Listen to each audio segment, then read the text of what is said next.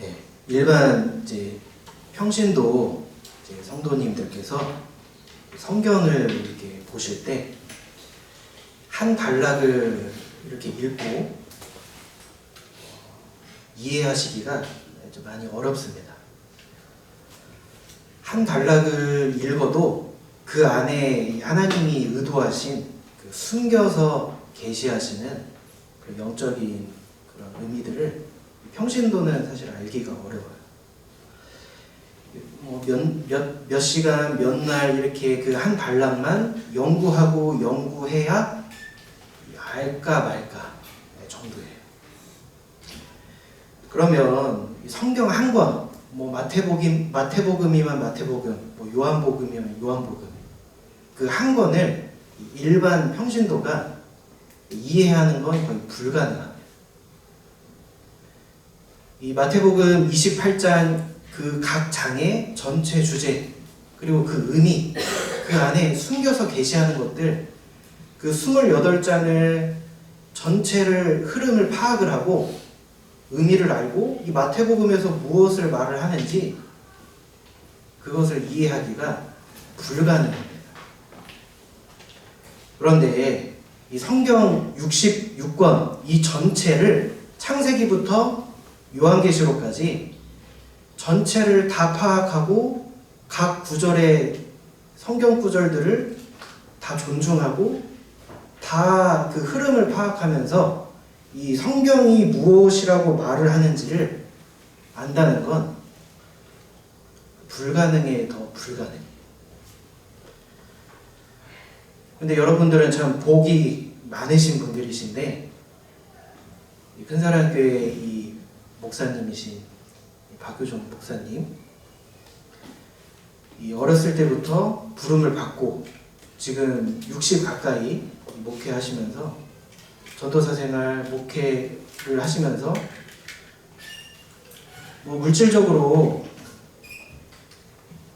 욕심 없이 사심 없이 지금 사례비도 안 받으시면서, 저는 어렸을 때 외식을 해본 적이 없어요. 배달 음식 시켜 먹은 적은 아주 가끔 있어요. 중국집. 저는 이제 부모님이랑 어디 가서 옷을 사 입어본 적이 없어요. 어떤 나이키 매장 그런 매장에 들어가서 사본 적이 없어요. 그렇게 가난하게 살면서 목회를 하면서 이 하나님의 말씀을 연구를 해서 평생 수십 년 동안 연구를 해서 가르치는데 그 결과가 뭐냐?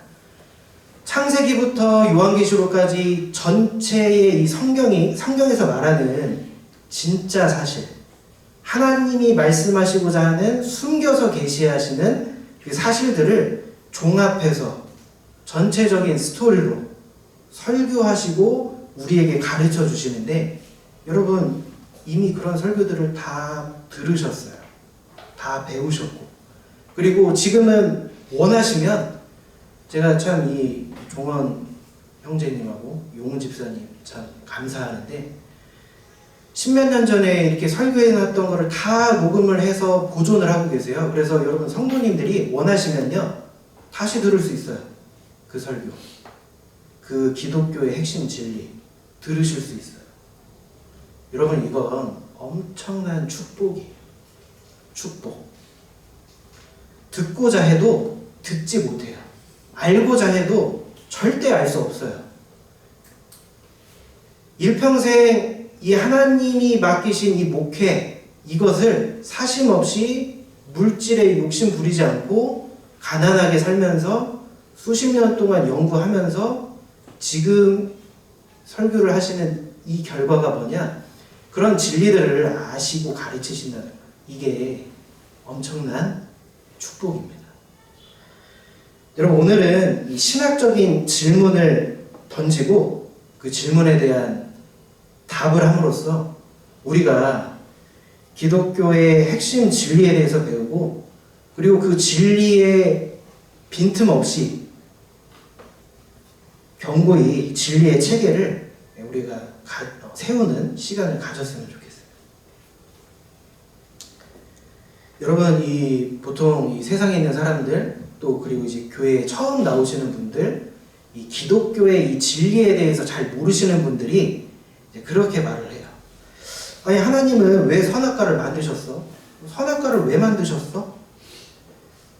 하지 말라고 하면 더 하고 싶은데 그거를 정중앙에다가 선악과 나무를 만들어 놓고 그거 고문 아니야? 이렇게 말을 해요. 사람이 잘 달리고 가고 있는데 앞에 돌부리를 딱 두면 걸려서 넘어질 거 아니에요. 그런 것처럼 이 원인을 하나님에게 돌려요. 왜 선악과를 만들어 놨어? 그래서 왜 죄를 짓게 만들었어? 그래서 왜 사람들을 지옥에 보내?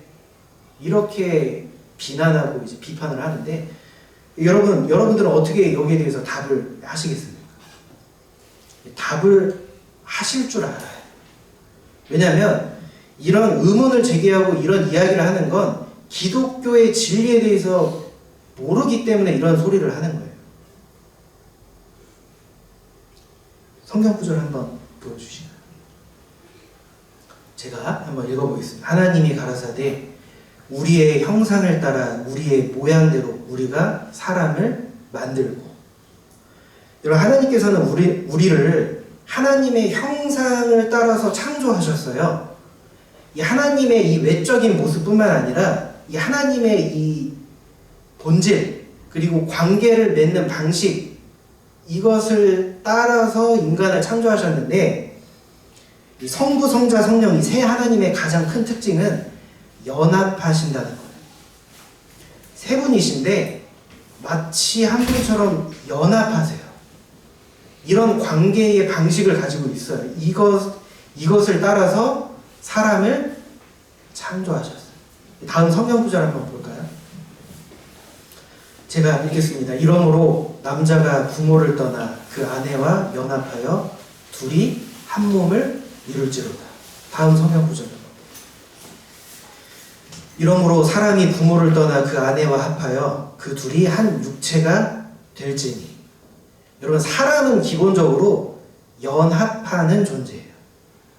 부모를 떠나서 남자와 여자가 만나서 부부의 관계를 맺음으로 하나가 돼요. 연합을 하는 존재입니다. 다음 성경 구절 한번 볼까요?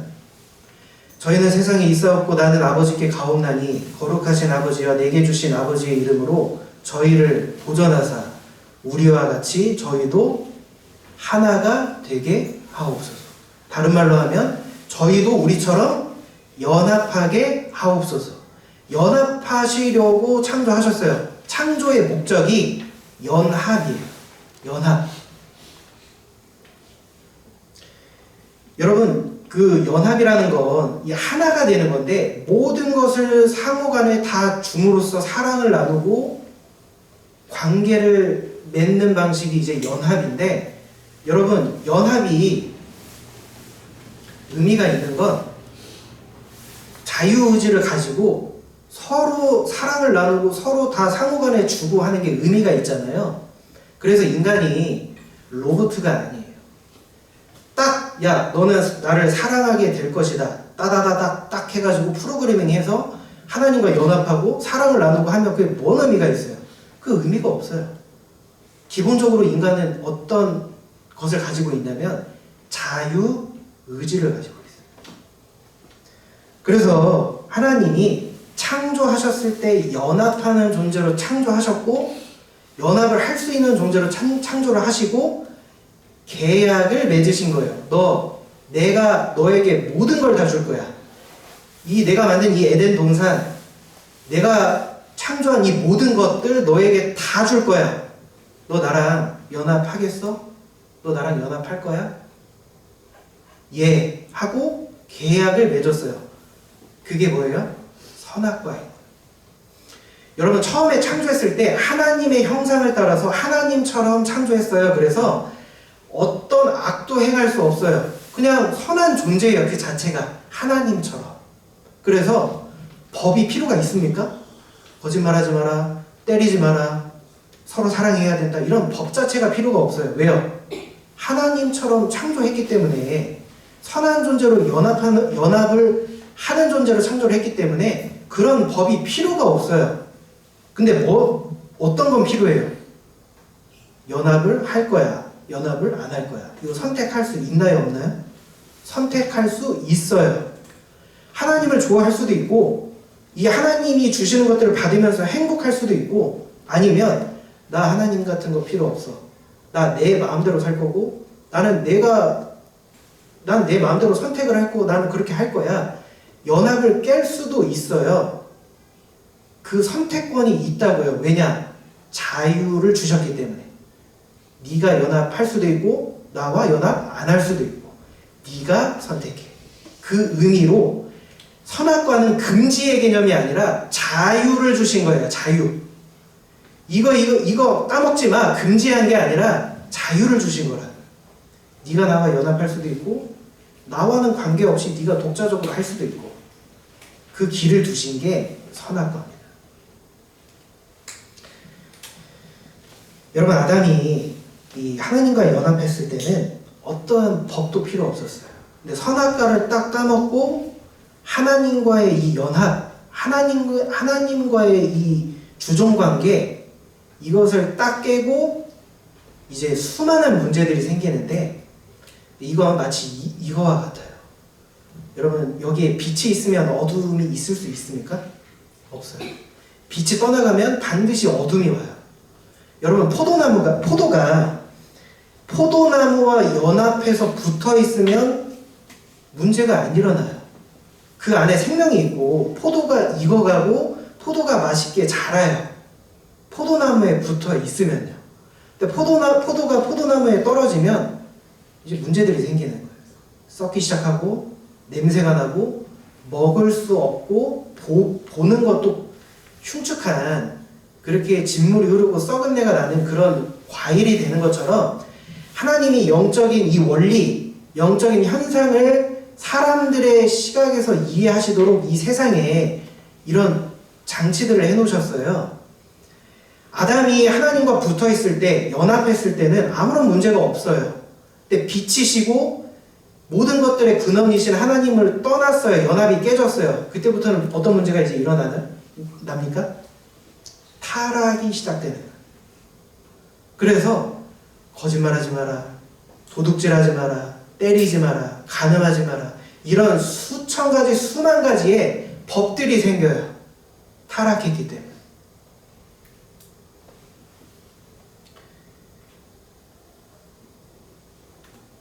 여러분, 창세기에서는 이 선악과를 그냥 단순히 선악을 알게 하는 과실이다, 이것을 금지하셨다, 이렇게만 계시하시는데, 창세기와 요한계시록 66권을 읽으면서 전체 흐름을 파악하고 이 영적인 진리들을 이해한다면 이 개념이 보이는 거예요.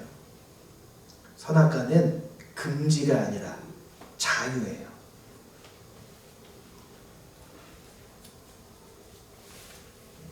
그래서 이런 문제들을 제기했을 때 우리는 뭐 할 수 있어요? 진리를 알고 있다면 전혀 흔들리지 않아요.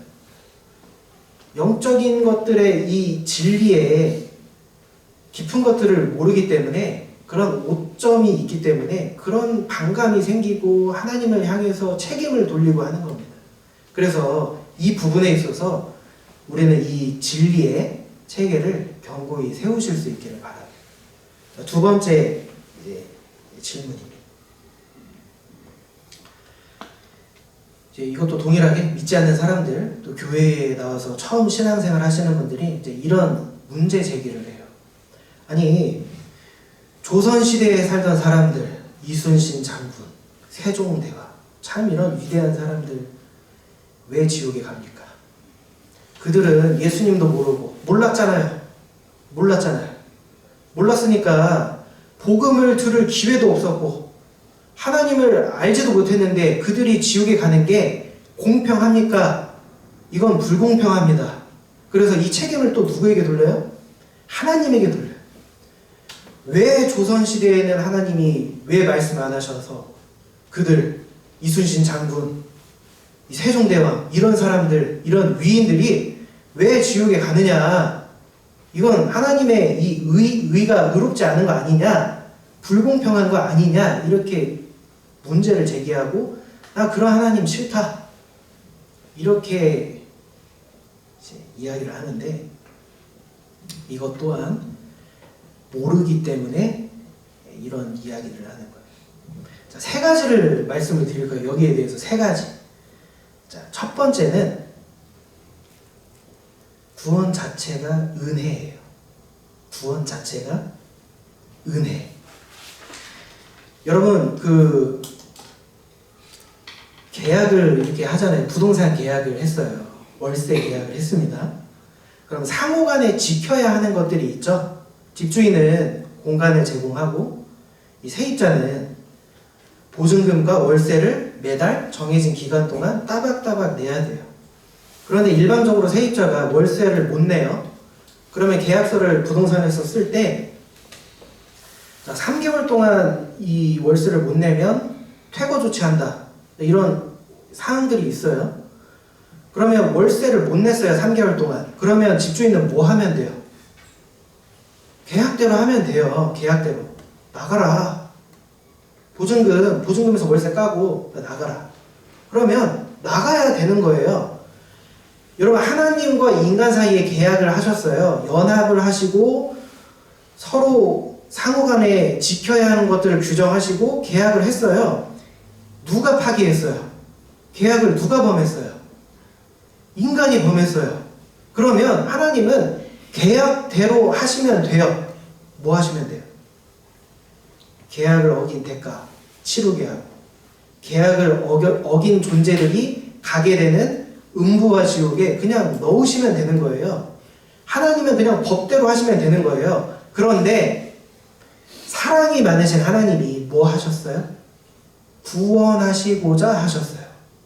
그래서 그 계약의 대가를 자기 아들인 예수님을 통해 그 계약의 대가를 다 치르게 하시고 희생하시고 그래서 구원하시기로 하셨어요. 여러분 이건 하나님의 은혜예요. 그런데 여기다 대고 하나님께 불공평합니다. 왜 저들은 구원 안 하세요? 이렇게 말할 수 있나요? 없나요? 없는 거예요. 이건 마치 이런 거예요. 월세를 내지 못해요. 형편이 가난해서 월세를 못 내요. 그런데 지금 가난해서 이 집에 있지 못하면 거리에 나앉게 생겼어요. 그래서 너무 집주인이 불쌍해서 이 사람이 애틋해서 배려로 있게 해줬어요. 월세를 안 내도. 근데 어떤 사람도 월세를 안 내요. 그 사람은 그냥 퇴거 조치를 시켰어요. 이건 집주인 마음입니까? 마음이 아닙니까? 집주인 마음이에요. 이건 공평하냐, 공평하지 않느냐, 불공평의 문제가 아니라 선물과 같은 거라고요. 이 개념을 못 잡기 때문에 이 하나님에게 책임을 돌려요. 이거 하나님 탓 아닙니까? 저들은 몰랐잖아요. 저들을 왜 그렇게 알리지 않으셔서 구원 안 하십니까? 이 자체가 성립이 안 돼요. 자, 이게 첫 번째고, 두 번째는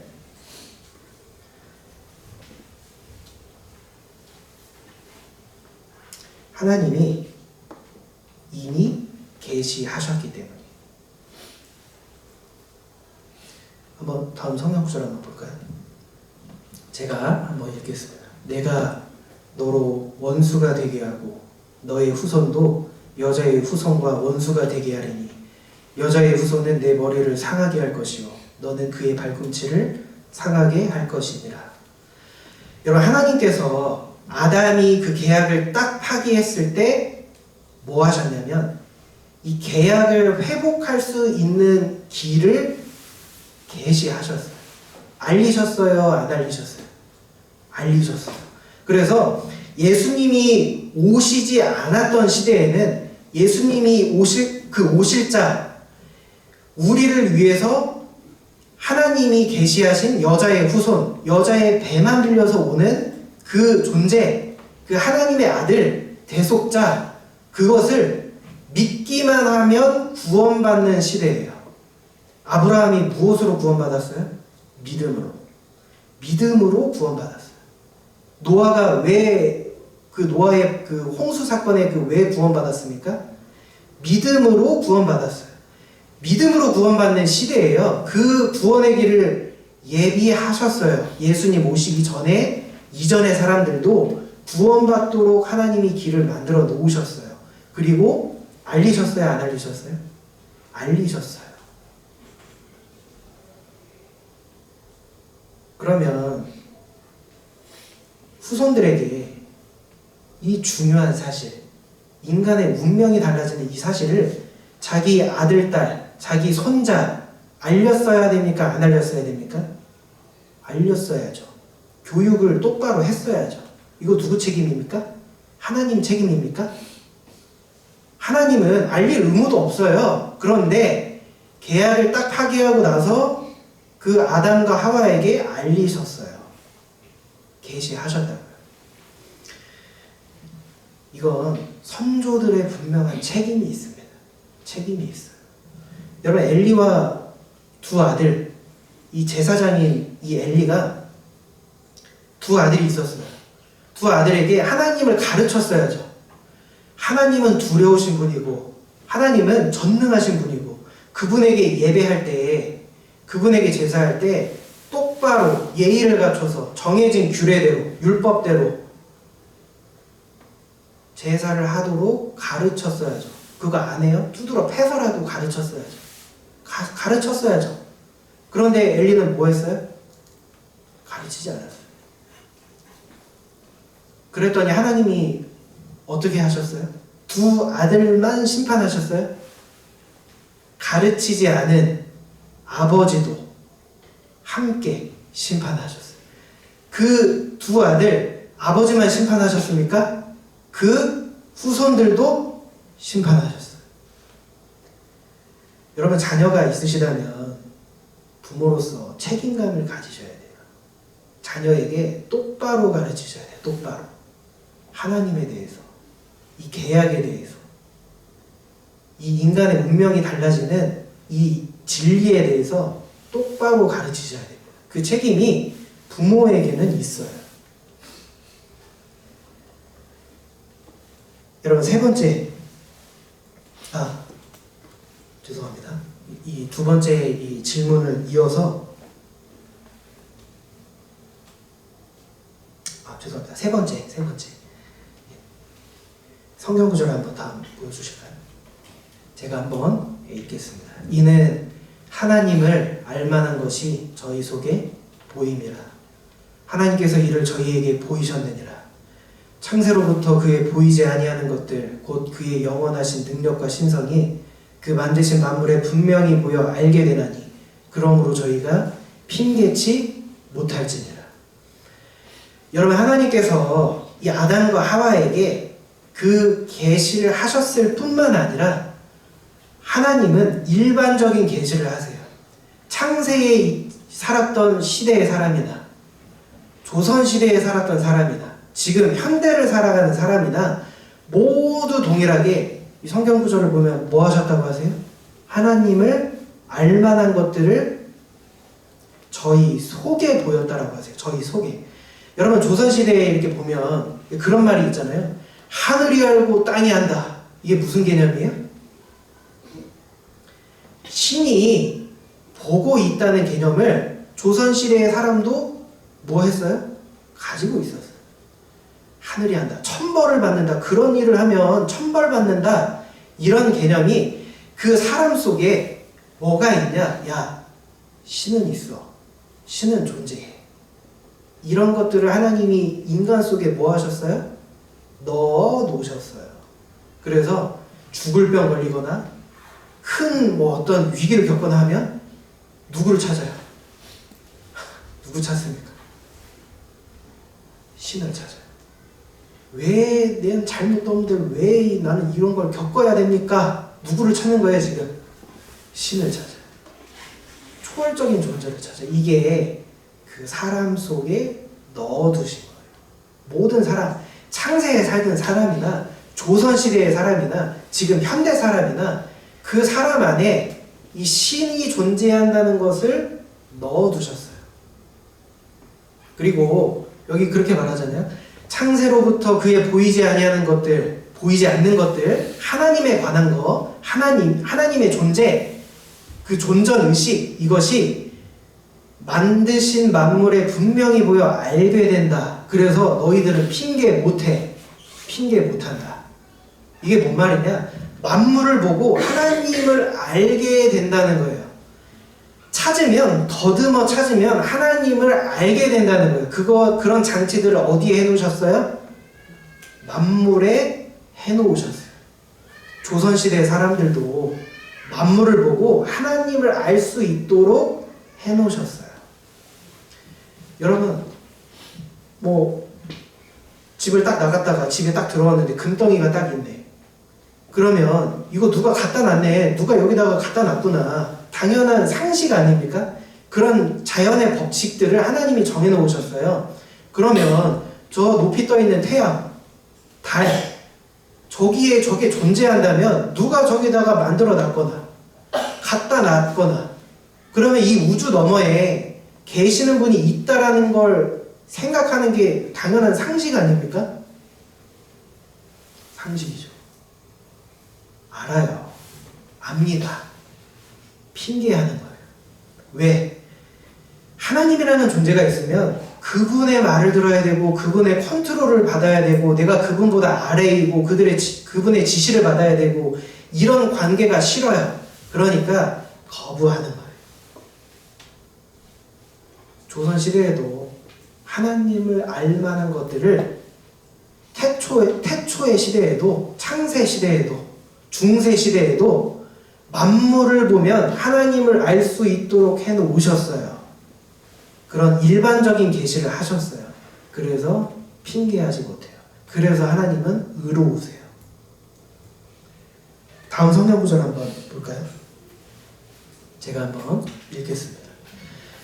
율법 없는 이방인이 본성으로 율법의 일을 행할 때에는 이 사람은 율법이 없어도 자기가 자기에게 율법이 되나니 이런 이들은 그 양심이 증거가 되어 그 생각이 서로 혹은 송사하며 혹은 변명하여 그 마음에 새긴 율법의 행위를 나타내느니라. 여러분, 율법이 없어도 하나님의 법이 없어도 하나님은 그 법을 사람 마음속에 넣어 놓으셨어요. 그걸 한마디로 한 단어로 뭐라고 말합니까? 양심이에요.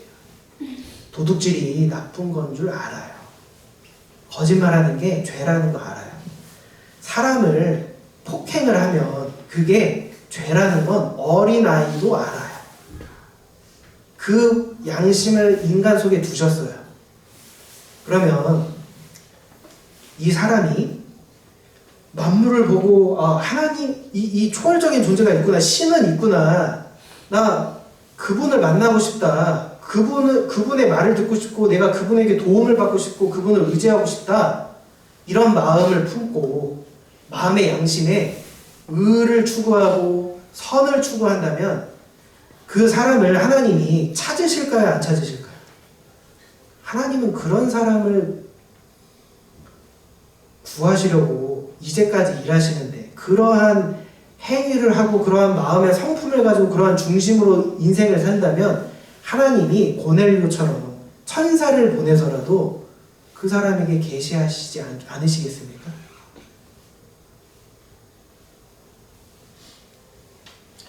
여러분, 하나님은 그분을 모를 수 없도록 다 계시해 놓으셨어요. 이게 일반적인 계시예요. 기본적으로 하나님을 알 수 있도록 기본적으로 그 양심에 하나님의 법을 알도록 기본적인 장치를 해 놓으셨어요. 여러분, 우리는 은혜의 시대에 살고 있습니다. 은혜의 시대예요. 이 은혜가 넘치는 시대예요. 하나님을 알만한 것들을 저 우주에 만들어 놓으시고 공간에 이 우주의 법칙 안에 하나님이 있다라는 것을 계시하시고 그리고 사람의 마음속에 하나님이 있다는 것, 신이 있다는 것 이것을 그 사람 속에 마음에 넣어 놓으시고 그리고 하나님의 법, 율법을 그 사람 양심에 넣어 놓으셨어요. 이런 기본적인 것들을 하신 거예요. 조선시대에서는. 지금 시대는 어떻습니까? 이걸 넘어서 목양자를 주시고 이런 그냥 기본적인 거, 피상적인 거, 뭐 성경 읽으면 도둑질 하지 말래, 예수님이 무리를 걸으셨대, 죽은 자를 살리셨대, 이런 피상적인 거 읽으면 알죠. 그런 거 말고요. 깊은 하나님의 비밀한 것들, 영적인 놀라운 그 수준의 것들을 목회자를 통해서 여러분들에게 가르치고 계세요. 이건 뭐라고요? 놀라운 은혜예요. 축복이자 은혜입니다. 성경을 한번 보겠습니다. 제가 한번 읽어보겠습니다. 내가 너희에게 말하노니 전날에 소돔이 그 동네보다 견디기 쉬우리라. 화 있을진저 고라시나 화 있을진저 벳세다야, 너희에게서 행한 모든 권능을 두로와 시돈에게에서 행하였더라면 저희가 벌써 베옷을 입고 제에 앉아 회개하였으리라. 여러분, 이 예수님의 말씀을 통해서 알 수 있는 사실은요, 소돔과 고모라는 조선시대와 같아요. 기본적인 일반 계시, 그 마음의 양심의 법, 이것으로 그들에게 알리셨어요. 그런데 지금 여기서 말하는 고라신, 벳세다, 지금 이 시대의 이 동네의 사람들은 예수님에게 직접 배웠던 12제자, 예수님에게 받은 그 기적, 그 권능, 기적들을 베풀면서 죽은 사람을 살리고, 병에 걸린 사람들을 고치고, 눈먼 사람들을 눈을 뜨게 하고, 이런 이적들을 행하면서 예수님에게 직접 받은 그 가르침을 그 동네에 가서 전파했어요. 전도했어요. 그런데 뭐 했어요? 회개를 했어요? 안 했어요? 회개를 안 했어요. 그러니까 예수님이 뭐라고 말하세요? 야, 소돔과 고모라에게는 내가 그런 은혜를 주지 않았어. 그런 은혜 주지 않았어. 이건 선물과 같은 거야. 그런 선물을 그들에게 주지 않았어. 그런데 너희들은 나에게 선물을 받았어. 무슨 선물? 가르치는 선물. 가서 기적을 보여주고, 야, 예수님이 구원자다. 하나님이 계신다. 하나님에게 나와서 예수님을 영접하면 구원이 있다. 계약을 다시 회복할 수 있다. 다시 하나님과 연합할 수 있다. 회개해. 하나님 앞에 나와. 너의 죄를 자복하고 그분에게 너를 드려. 자, 이런 메시지들을 예수님에게 직접 받은 그 가르침, 예수님에게 직접 받은 그 권능을 통해서 기적들을 눈앞에서 보고도 회개를 안 했어요. 여기서 알 수 있는 사실이 뭐예요? 이 특별한 계시, 하나님에게 이 복음을 듣는다는 것, 목회자를 통해서 가르침을 받는다는 것, 이건 선물이에요. 은혜예요. 그런데 그러한 가르침을 못 받는 시대의 사람들도 있었고, 그런 가르침을 못 받는 지금 현재 같이 이 시대의 사람들 가운데서도 그러한 깊은 가르침을 못 받는 사람들도 있다는 거예요. 그 계시의 차등이 있다는 거예요. 이 구절에서는 안 나오지만 끝으로 예수님이 그렇게 말씀하세요. 시돈과 두로가 너희들보다 견디기 쉬우리라. 이런 특별한 계시를 듣고 가르침들을 듣고 양육을 받고 기적을 보고 했음에도 불구하고 회개하지 않는다? 그러면 그들보다 더 중한 심판을 받는다.